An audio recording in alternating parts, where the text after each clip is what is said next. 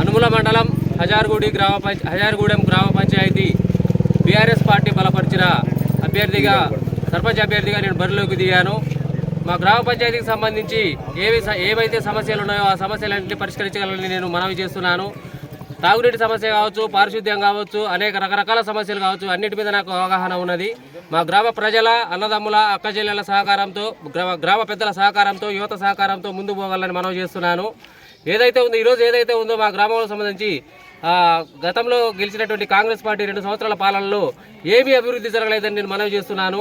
ఏదైతే ఉందో ఈరోజు ఇందిరమ్మ ఇల్లు కావచ్చు, ఇందిరమ్మ జాగాలు కావచ్చు, వేరే పథకాలు కావచ్చు, అన్నీ ఇచ్చారు అని అదేవిధంగా దానికి సంబంధించి ఈరోజు వాళ్ళు ప్రచారంలో భాగంగా కాంగ్రెస్ పార్టీ పెద్దలు కావచ్చు, మా ఊర్లో ఉన్న చిన్న నాయకులు కావచ్చు, వారు బెదిరింపులకు పాల్పడడం జరుగుతుంది. గ్రామ ప్రజల మీద మీకు ఇందిరమ్మ ఇల్లు కట్ చేస్తాము, బిల్లులు కట్ చేస్తాము, జాగాలు గుంజుకుంటామని చెప్పి వాళ్ళు బెదిరింపులకు పాల్పడి ప్రచారం చేయడం జరుగుతుంది. కానీ అలాంటి బెదిరింపులకు ఎవరు భయపడకుండా మా యువత ధైర్యంతో ముందుకు సాగుతున్నది. అదేవిధంగా మా గ్రామ ప్రజల అభివృద్ధి కోసం, మా గ్రామ అభివృద్ధి కోసం నేను పాటుపడగలనని మనవి చేసుకుంటూ నేను మా గ్రామ అభివృద్ధి కోసం పాటుపడతానని తెలియజేస్తున్నాను.